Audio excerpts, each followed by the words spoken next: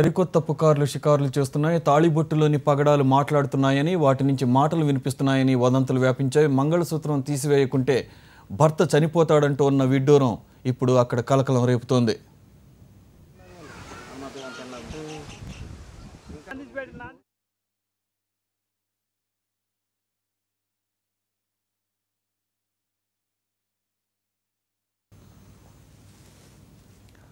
కర్ణాటక తెలంగాణ సరిహద్దులో ఈ వదంతులు హల్చల్ చేస్తున్నాయి. మంగళసూత్రంలో ఎర్రపూసలు ఉండొద్దని, ఒకవేళ ఉంటే వాటిని పగలగొట్టాలని అర్ధరాత్రి నుంచి వదంతులు రేగాయి.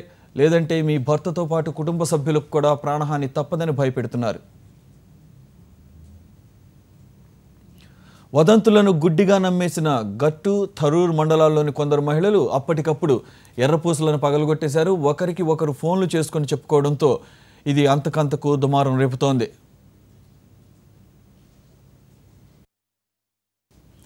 ఇక అర్ధరాత్రి చెలరేగిన అలజడితో జోగులాంబ గద్వాల జిల్లాలోని మహిళలకు కంటి మీద కునుకు లేకుండా పోయింది.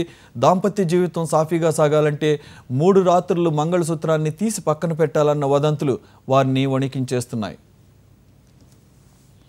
కర్ణాటక రాష్ట్రం నుంచి వ్యాపించిన ఈ వదంతులను ఎవరూ నమ్మవద్దని, మూఢనమ్మకాల ముసుగులో కూరుకుపోవద్దని సూచిస్తున్నారు కొందరు మేధావులు.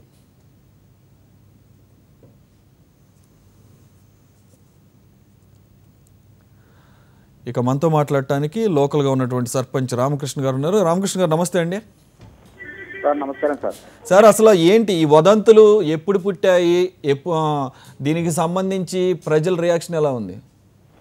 సార్ అది నిన్న రాత్రి ఉన్న పరంగానే అర్ధరాత్రి దాదాపు 1 గంట 2 గంటల ప్రాంతంలో ఎవరెవరి రిలేషన్ వాళ్ళ దగ్గర నుంచి కూడా ఫోన్ కాల్స్ రావడం జరిగింది సార్ అక్కడ మా ఊర్లోకి. అయితే ఫోన్ కాల్స్ దాని ఉద్దేశం ఏంటంటే, ఎవరైతే మంగళసూత్రం గొంతులో వేసుకుంటే ఆ మంగళసూత్రంలో ఎర్ర పూసలు ఉన్నట్లయితే పూసలు అవంతకవే మాట్లాడుకుంటాయి, మాట్లాడుకున్న తక్షణమే చనిపోతారు అనే ఫోన్ కాల్స్ రావడం జరిగింది సార్. అదే ఆ తర్వాత అందరు భయపడి దాదాపు ప్రతి ఒక్కరు కూడా మాకు చిన్నెళ్ళలో నిన్న కూడా దాదాపు ఇప్పుడు నిన్న కూడా ఐటీవీ కానీ మిగతా ఛానల్స్ చాలా వచ్చింది సార్, టీవీ5 అంతా కూడా వాళ్ళు కూడా వచ్చి చూస్తే పూసలు కొరింటి ముందు పూసలు పగలగొట్టినవి కూడా కనపడేది సార్ అక్కడ. దాదాపు ఎవరు చేసింది అనేది కూడా ఎవరికి తెలియదు సార్. అదైతే చాలా భయభ్రాంతులకు గురైంది సార్. ఆ తర్వాత కూడా మేము అందరినీ ఒక చోట కూర్చోబెట్టి అది కరెక్ట్ కాదు, ఈ టెక్నాలజీ కాలంలో కూడా మీరు భయపడడం ఏంటని కూడా చెప్పడం జరిగింది సార్ వాళ్ళకు. ఎగ్జాక్ట్లీ చెప్పండి సార్. రాత్రి అంతా కూడా దాదాపు జాగరణ చేసింది సార్. మా ఊరు సగానికి సగం ఎవరు పడుకోలేదు సార్. అయితే ఈ వదంతులు ఎవరు వ్యాపించారని మీకు ఏమన్నా సమాచారం ఉందా సార్? ఈ వదంతులు అసలు మొదట ఎవరు సృష్టించారు అనే దాని మీద మీకు ఏమన్నా ఇన్ఫర్మేషన్ ఉందా? ఎవరు సృష్టించారు అనేది పక్క ఎవరు చెప్పట్లేదు సార్.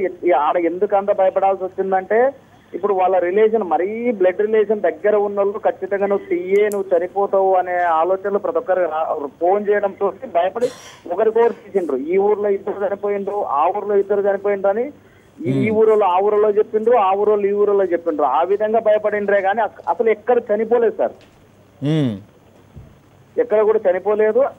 ఒక స్టంట్ తయారైంది సార్. 1 అవర్లోనే మొత్తానికి 1 అవర్లోనే దాదాపు కర్ణాటక సరిహద్దు ప్రాంతంలో ఉన్నటువంటి చాలా గ్రామాల్లో మేము నిన్న తెలుసుకున్నంత వరకు చాలా గ్రామాల్లో కూడా జరిగింది సార్ అది. సో మొత్తానికి మీ గ్రామంలో వరకు అయితే మీరు బాగానే ఇన్ఫర్మేషన్ వాళ్ళకి పాస్ ఆన్ చేశారు. ఇది ఒట్టి రూమర్ మాత్రమే, దీంట్లో ఎటువంటి వాస్తవం ఉండే అవకాశం లేదు.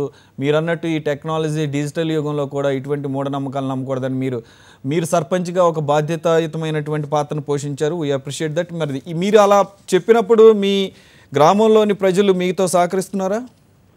సహకరించింది సార్. మేము అందరిని కూర్చోబెట్టి మహిళా గ్రూపులను కానీ అందరిని కూర్చోబెట్టి ఇవన్నీ కరెక్ట్ కాదు, మీరు నమ్మొద్దు అని మరి మిగతా ఇండ్ల నుంచి మంగళసూత్రాలు తెప్పించుకొని వాళ్ళ మెడలో కూడా వేయించినాం సార్. వేపించి అటువంటిది అటువంటి భయమే వద్దు, అవన్నీ అబద్ధాలు అని చెప్పడం కూడా జరిగింది sir. Okay sir, thank you very much. Nice work, thank you.